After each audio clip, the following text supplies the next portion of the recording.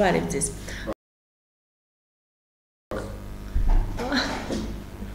Բարև ձեզ։ Ուրեմն այսօր մենք շարունակում ենք մեր իրազեկման այսպես հանդիպումները, եկամտահարկի եւ կենսաթոշակային բարեփոխումների հունվարի 1-ից ուժի մեջ մտնող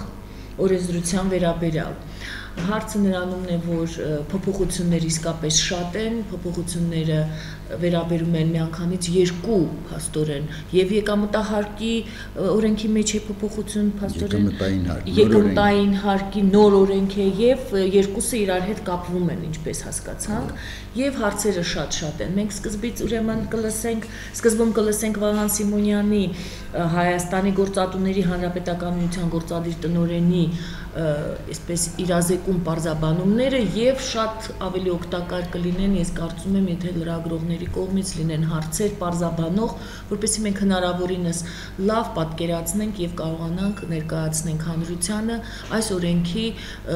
օրենքի կիրառման հետ կապված իր անելիքը,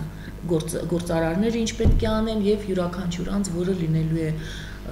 այսպես շահառու, որտեղ կենսաթոշակ է ստանալու, այո, ճիշտ հասկացա։ Եվ այսպես լսում ենք ձեզ։ Բարև ձեզ, ինչպես ներկայացվեց, մենք ներկայացնում ենք Գործատուների հանրապետական միությունը եւ այսօր մեր խնդիրը եկամտային հարկի իրազեկման հետ կապված հարցերն են։ Եկամտային հարկը գործողության մեջ է դրվելու 2013 թվականի հունվարի 1-ից հետո, որը փոխարինում է եկամտային հարկին եւ պարտադիր սոցիալական ապահովագրության վճարներին։ Բացի այդ, ասեմ, որ մինչև այժմ հաշվետվությունները, որոնք ներկայացնում են գործատուների կողմից սոցիալական ապահովության վճարների եւ եկամտահարկի մասին օրենքի համաձայն արդեն փոխարինում են թղթային ձևը, փոխարինում են էլեկտրոնային եղանակին եւ այսօր այդ երկու օրենքները միացվել են եւ մեկ օրենքի տեսքով ներկայացվում է որպես եկամտային հարկ եւ հաշվետվությունները ներկայացվելու են էլեկտրոնային եղանակով։ Էլեկտրոնային եղանակով ներկայացման համար որոշակի կարգ է նախատեսված, թե ինչ կարգով պետք է գործատուն ներկայացնի հաշվետվությունները եւ 2013 թվականի համար հունվար ամսվա հաշվետվությունները գործատուները պետք է ներկայացնեն էլեկտրոնային եղանակով մինչեւ հաջորդ ամսվա 20-ը։ Եկամտային հարկով նախատեսվում է նոր հարկման բազա, այն է, որ մինչև 120,000 դրամ աշխատավարձ եկամուտ ունեցող անձանց եկամտային հարկի չափը կազմում է 24.4% ամբողջ գումարի, 120,000-ից ավել եկամուտ ստացող անձանց համար մինչև 2 միլիոն դրամ եկամուտի դեպքում անձը վճարում է 26% եկամտային հարկ, իսկ 2 միլիոն դրամից ավել գումարի առկայության դեպքում արդեն վճարում է 36% գումար։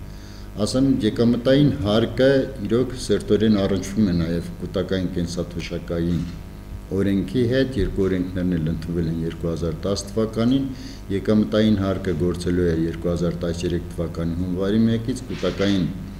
կենսաթոշակային համակարգը ներդրվելու է 2014 թվականից եւ այս գումարները, որոնք եկամտային հարկի հաշվարկով, որը փոխարինվել է եկամտահարկին եւ սոցիալական վճարներին, այսօրվա գործող կենսաթոշակային համակարգի համար այն սոցվճարները, որոնք մենք վճարում ենք 3% աշխատող է, իսկ գործատուն եւս օրենքով սահմանված վճարումները կատարում էր, եկամտային նոր հարկով այդ գումարները կուտակում են հետագայում պարտադիր կենսաթոշակային ապահովագրության համակարգի վճարումները կատարելու համար, իսկ կൂട്ടակային կենսաթոշակային համակարգը, որը գործելու է մյուս տարվանից 2014 թվականից, դա արդեն անձնավորված հաշիվներով յուրաքանչյուր աշխատողի աշխատավարձի մինչև 5%-ը փոխանցվում է իր հաշվի համարին, իսկ հետագայում անձը կենսաթոշակի անցնելուց ըստ էության ինքը ստանալու է եւ կൂട്ടակային կենսաթոշակային համակարգով վճարված գումարները, որը անձնավորված գնում է իր հաշվին եւ այն կենսաթոշակը, որը սովորաբար այսօր ստանում է։ Այսինքն երկու տեսակ թոշակ շարունակում է զուգահեռ ստանում։ Այո, երկու թոշակ է ստանում, մեկը պարտադիր պետական կենսաթոշակային համակարգն է, որը այսօրվա գործող օրենքի համաձայն կենսաթոշակները հաշվարկում եւ վճարում են ըստ իրենց ունեցած ստաժի, աշխատանքային ստաժի։ Այսօրվա կենսաթոշակին գումարվելու է իր դա առանցինն է, դա ասենք այսօրվա կենսաթոշակը հաշվարկում եւ վճարում է մեր ունեցած ստաժին համապատասխան։ Յուրաքանչյուրին գնահատվել այսքան դրամ եւ ըստ դրա հաշվարկում եւ 14 թվականից այս համակարգը դուրս է գալիս։ 14 թվականից այս համակարգը զուգահեռ գործում է կൂട്ടակային կենսաթոշակային կամով թե եւ 74 թվականի ծնվածներից հետո երկուսն էլ գործում է, իսկ 74 թվականից առած ծնվածների համար արդեն կամ կա, եթե ես կամավոր սկզբունքով մտնում եմ կൂട്ടակային կենսաթոշակային համակարգ, այդ դեպքում եւ N եմ ստանում եւ N եմ ստանում, իսկ եթե չեմ մտնում կൂട്ടակային կենսաթոշակային համակարգով սահմանված վճարների դաշտը, ես ստանում եմ միակ այն կենսաթոշակը, որը այսօր մեր թոշակառուները ստանում են։ Եթե կարելի է նորից պարզաբանենք, 74-ից հետո եւ է, թե միայն կൂട്ടակային է։ 74 թվականից հետո ծնվածների համար երկուսն էլ պարտադիր են, երկուսն էլ։ Իսկ 74 թվականից առած ծնվածների համար կൂട്ടակային կենսաթոշակային համակարգը կամավոր սկզբունքով է գործում։ Ու ասեմ 74 թվականից հետո ծնվածների համար, որոնք պետք է այդ հիմնադրամները, որոնք պետք է ստեղծվեն հետագայում, փոխանցեն իրենց աշխատավարձի 5%-ի չափով գումար, ու պլյուս այդ 5%-ին պետությունը պետական բյուջեի միջոցների հաշվին յուրաքանչյուր փոխանցող անձի հաշվարկով 5%-ի չափով փոխանցում է պետական բյուջեից։ Իսկ 74 թվականից առած ծնվածներին, եթե իրենք մտնում են կամավոր սկզբունքով մտնում են կൂട്ടակային կենսաթոշակային համակարգ, ապա 5% իրենք փոխանցում են իրենց աշխատավարձից, իսկ պետական միջոցների հաշվին 5%-ը չի փոխանցվում։ Իսկ այդտեղ պետական միջոցները գործատուների կողմից է ձևավորվում, ինչպես պետական միջոցները, որոնք որ պետք է փոխանցվեն, դա հարկերից գոյացած, որ պետական բյուջե մուտք եղող գումարներ։ Այսինքն գործատուն շարունակում է վճարումը կատարել սոցգծով իր աշխատողի համար, եւ աշխատողը ինքը իր համար է ավելացնում։ Գործատուն սոցվճարը, այսօրվա կոչված սոցվճարը 2013 թվականից հետո արդեն փոխարինում է եկամտային հարկով։ Եկամտային հարկը իր մեջ ներառում է եւ սոցվճարի եւ եկամտահարկը։ Երկուսը իրար հետ այսօր կոչվում արդեն եկամտային հարկի մասին օրենք։ Այս օրենքը արդեն ասեցի փոխարինել է այդ երկու օրենքներին։ Հունվարի 1-ից հետո գործում է միակ այս մեկ օրենքը։ Այսպես կոպիտ ասած, փաստորեն ստացվում է, որ պետբյուջե է մտնում գործատուի կողմից, ինչպես սոցվճարեր կատարվում, պարզապես հիմա եկամտային հարկի եւ կենսաթոշակի մասին օրենքի գծով, այսինքն սոցգծերով վճարումը կատարվում է, եւ մենք հիմնադրամներ ենք ստեղծում, որտեղ արդեն աշխատողը իր մյուս կൂട്ടակային կենսաթոշակն է ձևավորում, երկու կենսաթոշակային բյուջե է, այսպես ասենք, ձևավորվում։ Այո, ձևավորվում է երկու բյուջե, մեկը գնում է պետական բյուջե, փոխանցում են եկամտային հարկը։ Հիմնադրամներ, կൂട്ടակային կենսաթոշակային հիմնադրամներ, որոնք կգործեն 2014 թվականից հետո։ Եվ որոնք հարկեր կվճարեն պետությանը։ Իհարկե, եւ որոնք արդեն իրենց եկամուտների հաշվով սովորական հարկատու, նրանք եւս հարկեր պետք է վճարեն պետական բյուջե։ Ասեմ կൂട്ടակային կենսաթոշակային համակարգով նախատեսված հիմնադրամների ամբողջ գործընթացը հետագայում կկարգավորվի կենտրոնական բանկի կողմից, ոնց որ ավտոմեքենաների պարտադիր ապահովագրության համակարգն է, որը կանոնակարգվում է օրենսդրական դաշտը կենտրոնական բանկի կողմից, նույնը նաև կൂട്ടակային կենսաթոշակային համակարգը կկանոնակարգվի կենտրոնական բանկի որոշումներով, հարցեր, կարգերով։ Համեցեք։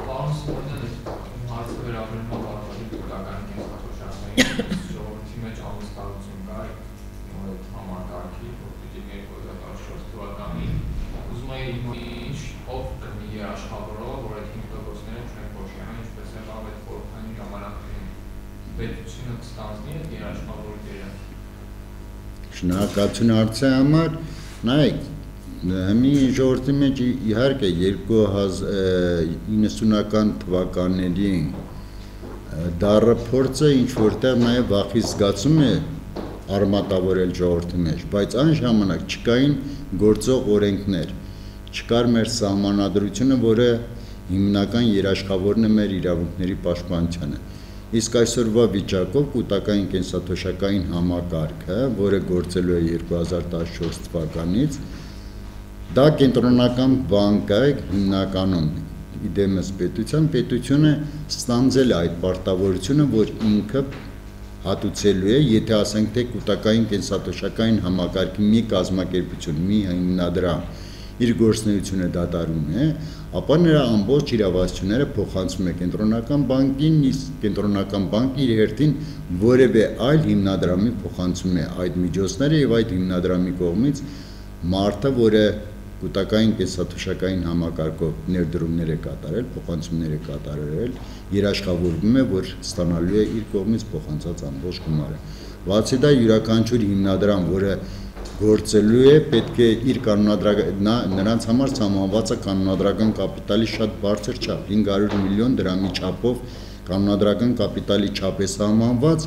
որը հաշվարկներ իհարկե օրենքի նախագիծը ներկայացնելուց լուրջ հաշվարկներ են կատարել, թե նման դեպքում, եթե հիմնադրամը սնանկ ճանաչվի կամ լուծարվի, ինչ է լինելու անշահառուների գումարների հարցը, որոնք տվյալ հիմնադրամին գումարներ են փոխանցել։ Դրա համար պետությունը բոլոր երաշխիքները սահմանել է եւ որևէ մտավախություն չկա եւ չի կարող դնել, որ վաղը մյուս օրը կարող է անձ իր փոխանցած գումարները չստանալ։ Այստեղ միայն մեկ հարց կա, միանգամից կարող է ասենք անձը ուզում է երկրից դուրս գալ եւ իր կൂտակած կենսաթոշակը ստանալ, ինչ կարգով է ստանում, միանվագ կարող է ստանալ թե ոչ եւ ամիսներով կամ կեսամյակը մեկ է ստանում, տարիներով է ստանում, ինչպես է դա ձևավորվում։ Ուրեմն հետվերադարձը ինչպես է ձևավորվում։ Կൂտակային կենսաթոշակային համակարգի մասին օրենքով նախատեսվում է նաեւ միանվագ վճարման դեպքերը։ Միանվագ վճարման դեպքում անձը կարող է ստանալ իր կողմից փոխանցած ամբողջ գումարը միանվագ, բայց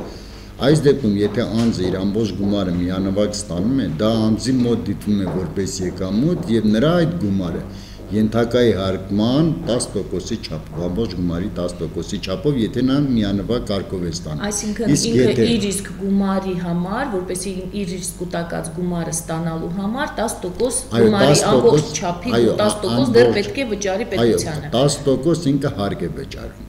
Դա դիտվում է, որ ոչ թե այս դեպքում կդիտվի որպես կենսաթոշակ, այլ եկամուտ եւ նա եկամտահարկը դրա համար սահմանվում է 10%, 10%-ի չափով նա եկամտային հարկ է վճարում։ Իսկ եթե անձը ամսական կտրվածքով հաշվարկում եւ վճարվում է իր կൂտակային կենսաթոշակային համակարգում ներդրած գումարը, այդ դեպքում նա որևէ հարկ չի վճարելու։ Իսկ ինչպես է հաշվարկվում ամսական իր ստանալիքը, քանի տարվա կտրված, գիտենք ինչքան է հավաքել գումար եւ ինչքան պետք է ստանալ։ Յուրաքանչյուր անձի համար այս էլեկտրոնային եղանակով, որ ասեցի, ներկայացում են հաշվետվությունները, կൂտակային կենսաթոշակային համակարգ ներդրվելու դեպքում եւս անձնավորված հաշիվների վրա յուրաքանչյուր անձի կողմից փոխանցված գումարը արդեն հստակ երևում է եւ անձնավորված անհատական հաշվառում է տարվում, թե յուրաքանչյուր անձի հաշվին որքան գումար է կൂտակված եւ յուրաքանչյուր անձ իրավունք ունի նաեւ ստանալու տեղեկատվություն իր կողմից փոխանցած եւ իր հաշվում առկա գումարների վերաբերյալ այն հիմնադրամից, որտեղ ինքը կատարում է համապատասխան վճարումներ։ Ֆիզիկապես գնալու է, ներկայանալու է, հերթեր է գոյանալու։ Հերթերի խնդիր չկա եւ նա կարող է էլեկտրոնային եղանակով ստանալ այդ ամբողջ տեղեկատվությունը, ասենք բանկային համակարգում, այսօր եթե մենք բանկային համակարգից ստանում ենք օվերդրաֆտով վարկեր, արդեն իրենք մեր վերաբերյալ տեղեկատվությունը, եթե ես դիմում եմ բանկ կամ իրենք այդ տեղեկատվությունը ամբողջովին էլեկտրոնային եղանակով փոխանցում են եւ ես կարող եմ մտնել իմ հաշվի համարը եւ տեսնել ինչքան գումարի ես ունեմ, ինչքան է իմ տոկոսները, որը ավելացել է։ Չէ, դուք ասացիք սահմանված չափով պետք է հանի ամիսը, այդ սահմանված չափը որքան է։ Սահմանված չափով, ասենք, մի անձը, որը որ կൂտակային կենսաթոշակային համակարգին գումարներ է վճարել, հաշվան, թե անձի յուրաքանչյուր ամիս, ասենք, անձի կյանքի միջին տևողությունը 77 տարեկան է, 63 տարեկանից նա ասում է կենսաթոշակի եւ հաշվարկում է թե յուրաքանչյուր ամիս տվյալ անձը որքան գումար պետք է ստանա, ասենք 1000 դրամ, 2000 դրամ, 10000 կամ 20000 դրամ հաշվարկում են մինչև ասենք 77 տարին լրանալ է։ Եթե անձը մինչև 77 տարին լրանալ է, արդեն ինքը հիմնադրամի հետ պայմանավորվում է, թե քանի տարվա հաշվարկով պետք է իրեն վճարեն, եթե ինքը իր 77 տարին լրացավ, ամբողջ գումարը ստացավ, ավարտեց, արդեն իր կողմից փոխանցված գումարները վերջանում են եւ արդեն ինքը կൂട്ടակային կենսաթոշակային համակարգով ել ստանալու գումար չունի։ Եվ ստանում է միայն Եվ ստանում է պարտադիրը։ Այո, եւ կա նաեւ այլ տարբերակ, երբ ընտանիքի անդամները, ամուսինները եւս կամավորության սկզբունքով կարող են գումարներ փոխանցել եւ մտնել կենսաթոշակային, կൂട്ടակային կենսաթոշակային համակարգ։ Իրենց ծնողի համար։ Ամուսինները իրենց համար, ամուսինները իրենք երեխաները իրենց ծնողների կենսաթոշակային ֆոնդին փոխանցեն, համարի վրա փոխանցեն։ Կարող են։ Ու այս դեպքում, եթե ասենք ամուսինները կամ ծնողների համար փոխանցել են, ամուսիններից որևէ մեկը մահանում է, մյուս ամուսնու ժառանգորդն է համարվում եւ նրա կողմից փոխանցված գումարները ստանալու իրավունք ունի։ Իսկ եթե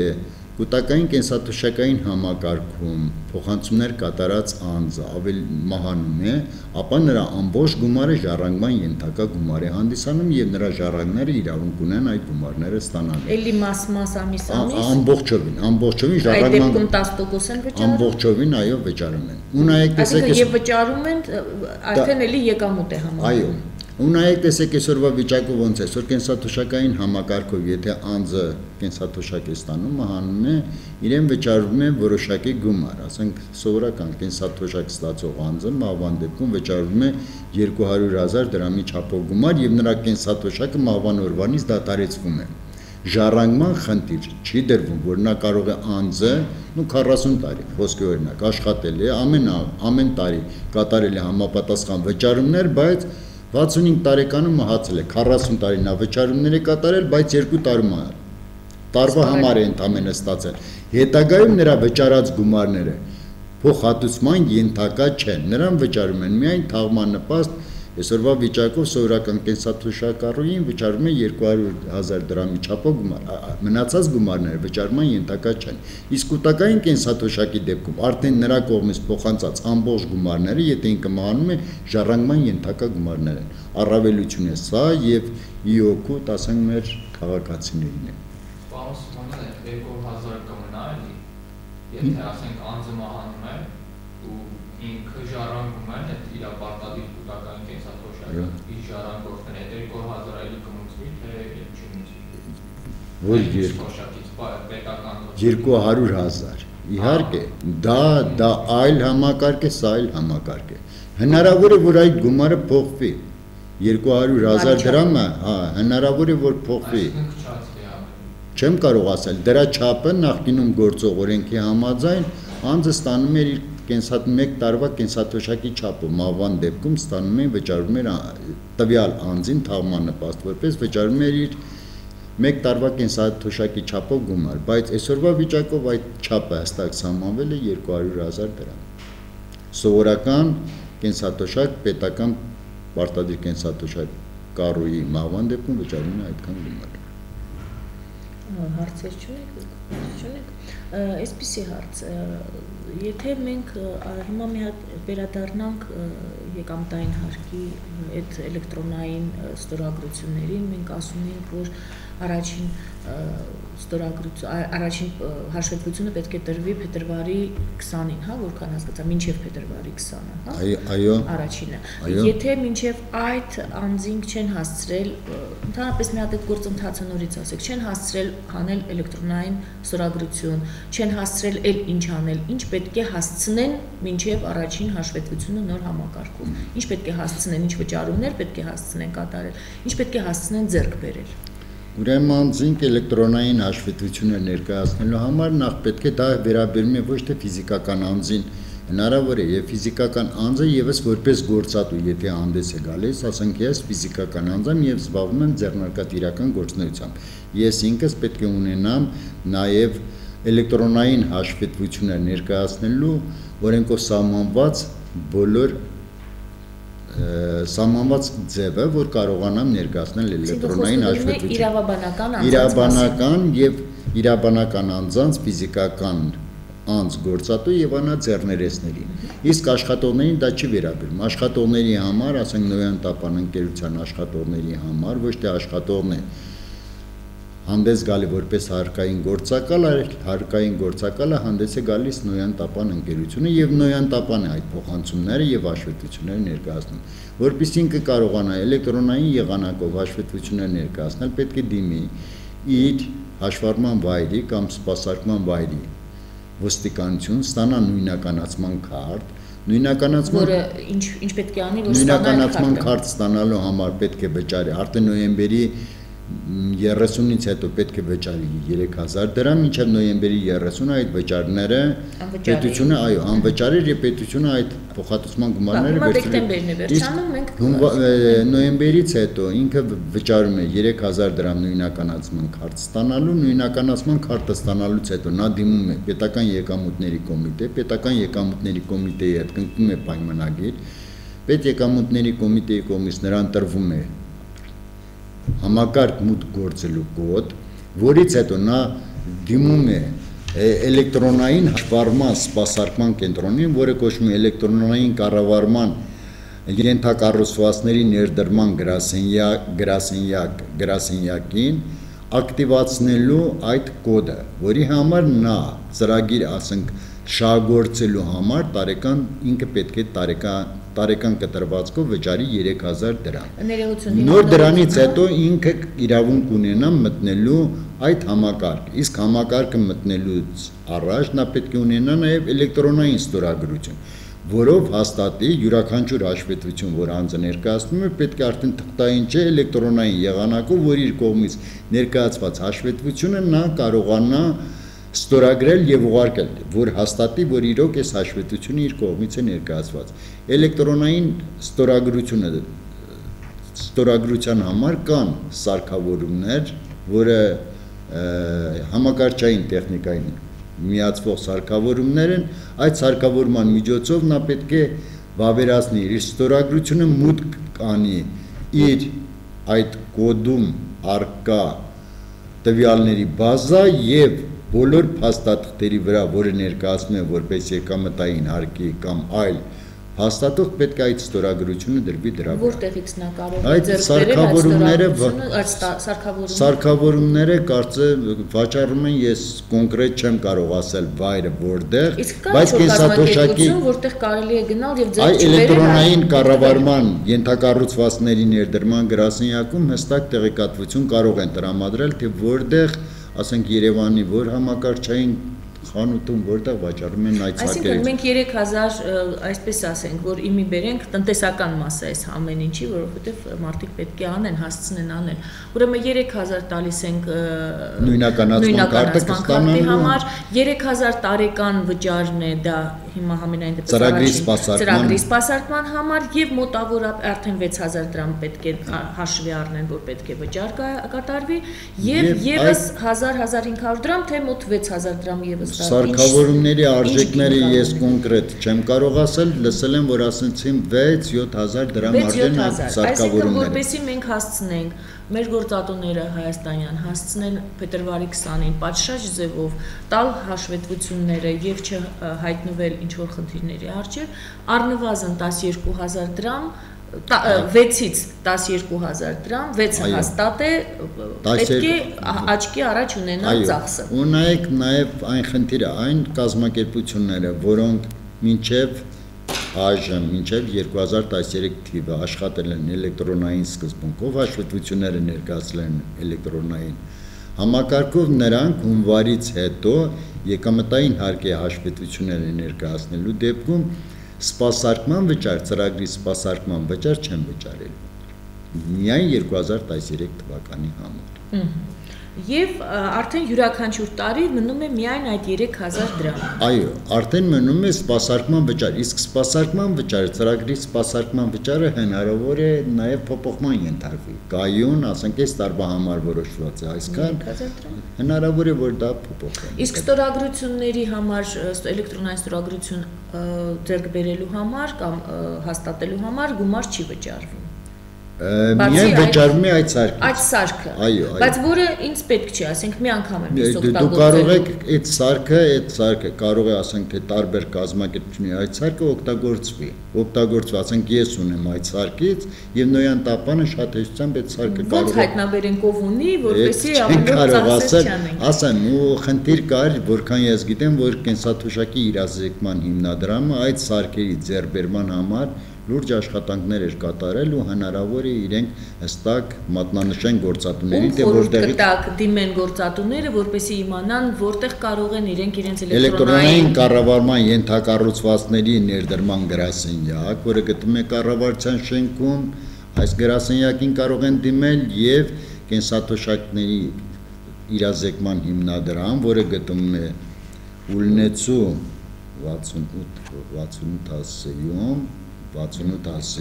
կարող են դիմել իրենց եւ այդ սարքերը որտեղ են վաճառում իրենցից տեղեկատվություն ստանալ։ Եթե չեն հասցրել, երկրում չեն եղել, լուրջ չեն մոտեցել այս ամենին եւ փետրվարի 20-ը եկավ եւ իրենք թղթով են բերել հասցրել։ Ինչ է դա։ Ունեն նայեք, այստեղ խնդիր ունենք նաեւ մի պետական եկամուտների կոմիտեում եւս քննարկում էին այս հարցը, եթե ու մարդիկ չկարողացան հասցնել խնդիր էր դրվում ժամկետները որոշակի չափով երկարացնել, ասենք թե ոչ թե մինչև փետրվարի 20, ասենք հունվարի այլ ժամկետները որոշակի չափով երկարացնեն, բայց ես հստակ չեմ կարող ասել ժամկետները երկարացվել են թե ոչ, եթե չի հասցնում արդեն փաստաթղթերը պետք է ինքը անպայման ներկայացնի էլեկտրոնային եղանակով։ Թղթային եղանակով փաստաթղթերը ներկայացնելու դեպքում դա դիտարկվում է որպես հաշվետվությունները չներկայացված եւ այս դեպքում արդեն գործում է վարչական իրավախախտումների վերաբերյալ օրենսգրքի պահանջները եւ համապատասխան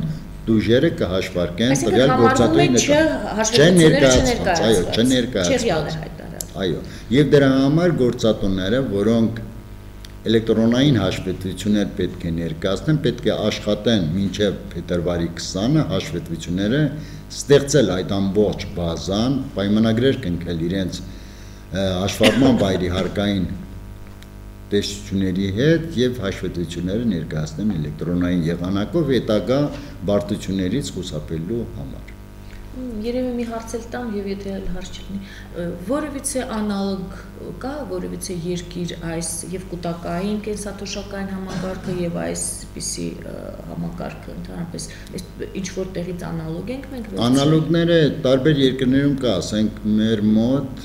ասում եմ, որ համակարգը ներդրվել է մեր կൂട്ടակային կենսաթոշակային համակարգի Չիլիի օրինակով։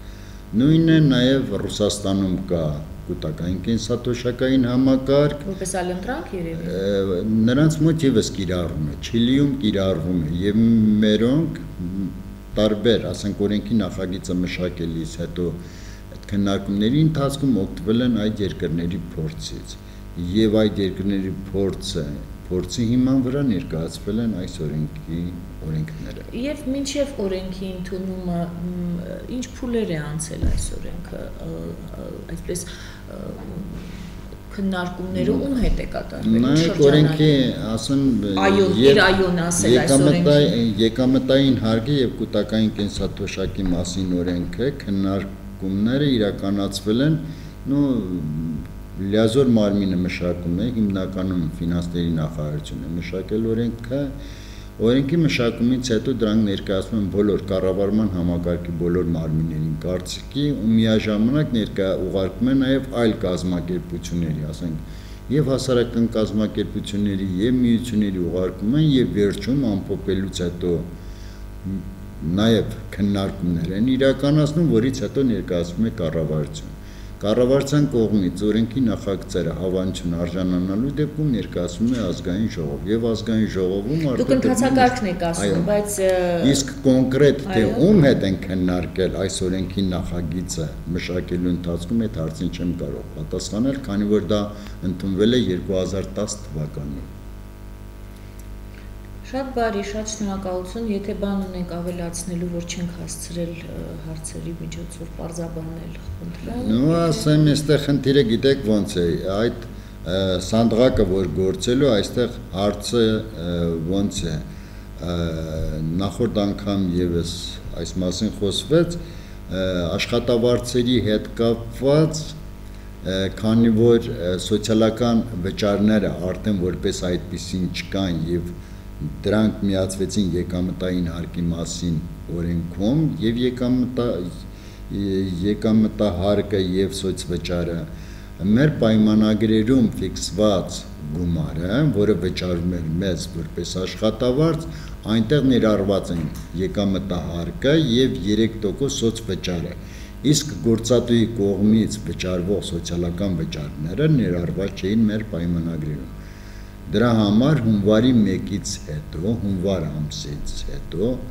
մեր պայմանագրերում պետք է կատարվեն համապատասխան փոփոխություններ։ Օրենքով նախատեսված է, թե որքան պետք է ասենք այն գումարը, որը վճարում է յուրաքանչյուրիս համար գործատուն, պետք է ավելացվի մեր պայմանագրում առկա եւ ֆիքսված գումարի վրա, նոր դա կդառնա այն գումարը, որը պայմանագրային գումարն է։ Դրա համար գործատուները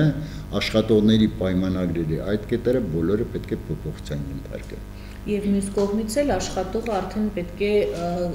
հետամուտ լինի, որ իր ռեալ աշխատավարձը Այո, իր ռեալ աշխատավարձը նշված լինի, քանի որ մյուս տարվանից արդեն գործելու է կൂട്ടակային կենսաթոշակային համակարգը, եւ որքան աշխատողի կողմից փոխանցված գումարը շատ լինի, հետագայում այդքան շատ նա կൂട്ടակային կենսաթոշակային համակարգից գումար կարող է ստանալ։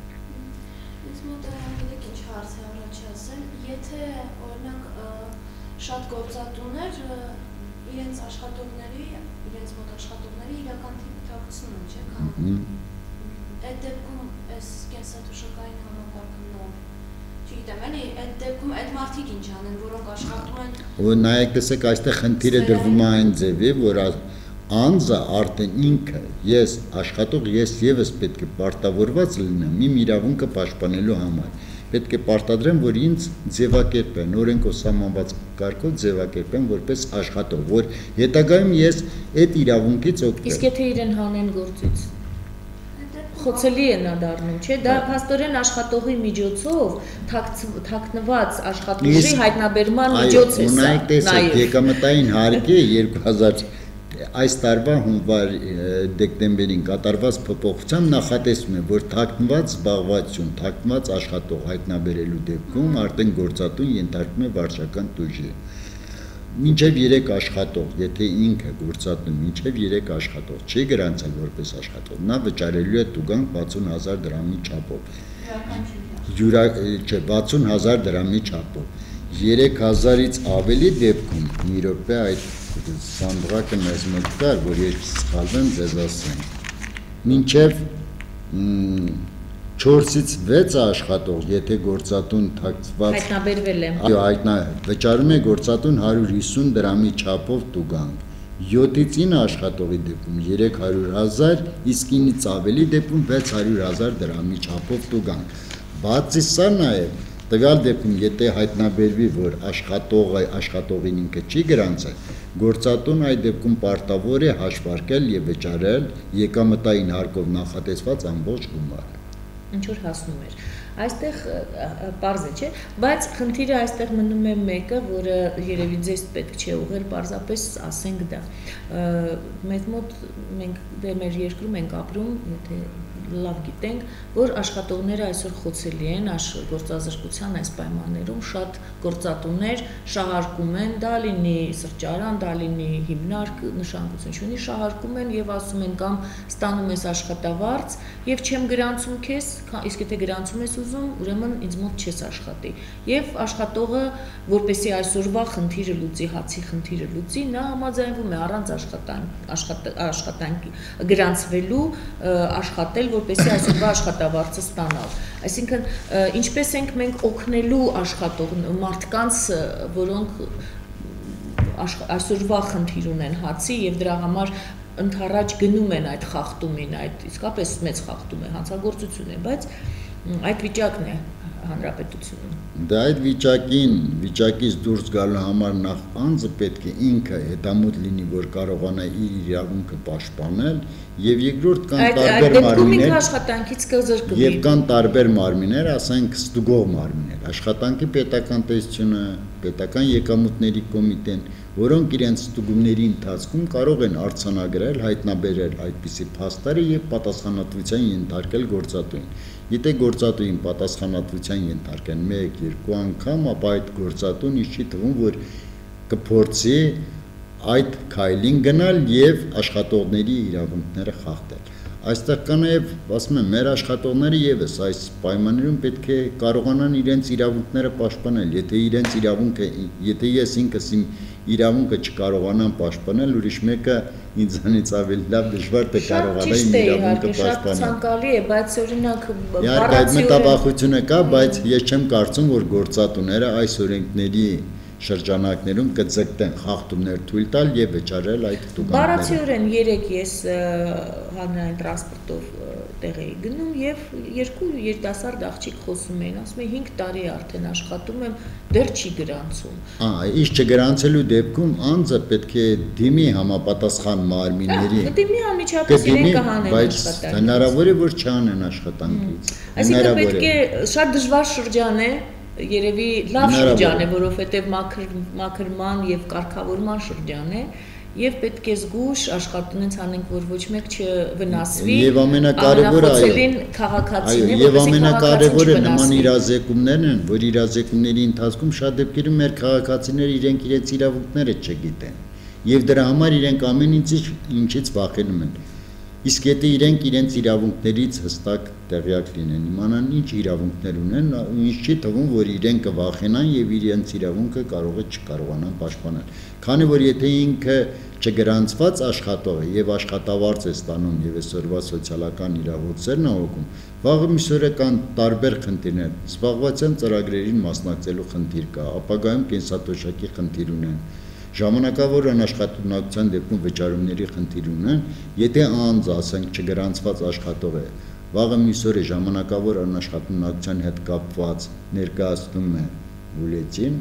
նրան չեն վճար, քանի որ ինքը աշխատավարձ չունի, կամ զբաղվածության ծրագրերում ինքը չի կարող ընդգրկվել, կամ հետագայում կենսաթոշակ ստանալու է, տարիքային կենսաթոշակ ստանալուց նա աշխատանքային կենսաթոշակ չի ստանում, այլ սոցիալական, որը զգալիորեն շատ ցածր է։ Պետք է յուրաքանչյուրս գիտակցենք, որ մեր իրավունքները մենք ինքներս եւս պետք է պաշտպանենք։ Լսում ենք։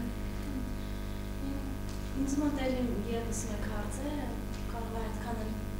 ստիպ հարց չլինի, ուղղակի այն պետությունում, որտեղ մենք բոլորս տեղյակ ենք, էլի, որ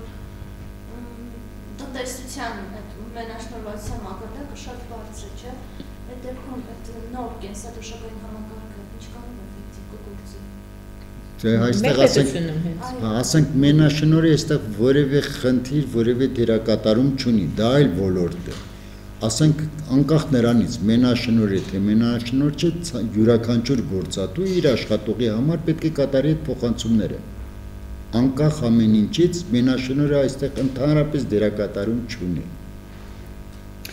Երևի խոսքը գնում էր այն մասին, որ ստվերային տնտեսության մեջ գտնվող եւ հարկերը ոչ նորմալ վճարող մենաշնորհային մեծ ընկերությունների մեծ ընկերություններն այդպես եթե ես աշխատում եմ մեծ ընկերությունում, խոշոր ընկերությունում եմ, գրանցված աշխատող եմ, ունեմ պայմանագիր, արդեն գործատուն, անկախ ամեն ինչից եկամտային հարկը ինքը վճարում է, իսկ 5%-ը դա ոչ թե վճարում է անմիջապես գործատուն, այլ հունվարից հետո եկամտային հարկի գործողության մեջ մտնելուց անմիջապես հետո բոլոր եկամտային վճարումները պարտավորությունը անցնում է գործատուին։ Գործատուն սահմանեց իմ աշխատավարձը, ասենք 150,000 դրամ եւ դրանից եկամտային հարկ պետք է փոխանցվի։ Հետագայում կൂട്ടակային կենսաթոշակի արկայության դեպքում երբ այդ օրենքը գործողության մեջ դրվեց, ես ինքս եմ արդեն 150,000-ը գործատուն չի ավելացնում։ 150,000-ի 5%-ը իմ անվան իմ համար գործատուն փոխանցում է հիմնադրամ եւ այստեղ գործատուն ոչ մի բանով չի տուժում եւ դրա համար մենաշնոր հասկացություն այստեղ չկա միայն պետք է լինի պայմանագիր եւ աշխատողը պետք է ֆիքսված լինի որպես աշխատող Այսպեսի օրինակ կարելի է բերել այս ՀԴՄ-ները հիշում եք որ արեցին ասեցին եւ խաղարկվում է ՀԴՄ-ն որպեսի քաղաքացիները պահանջեն ՀԴՄ որպեսի հա այդպես կարգավորեն առևտրական կետերը սա էլ ոնց որ դրա նման մի բան է կապվածություն կենսաթոշակ հետագա ստանալի կենսաթոշակը այսօրվա քո ֆիքսված աշխատավարձի չափից, որպեսզի դու հետամուտ լինես, որ քո աշխատավարձը ֆիքսվի, ռեալ, որպեսզի դու որպես աշխատող ռեալ ֆիքսվես, որպեսզի հետագայում դու ստանաս։ Այսինքն այսպիսի տրամաբանական կապ է ստեղծվել, որպեսզի շահագրգռել քաղաքացուն իր իրավունքները պաշտպանի։ Դրա համար շատ ողջունելի է, շատ իսկապես, բայց պետությունը պետք է կանգնած լինի քաղաքացու թիկունքին։ Այս օրենքների տրամաբանության պետությունը կանգնած է աշխատողների ու մարդու թիկունքին, այս օրենքի տրամաբանության։ Լավ կլիներ, եթե իսկապես այդպես լիներ, մենք կունենայինք այն երկիրը, որը փորձում ենք կառուցել եւ երազում ենք այդ երկրի մասին։ Շնորհակալություն։ Շնորհակալություն։ Բոլորիս նոր տարի շնորհավոր։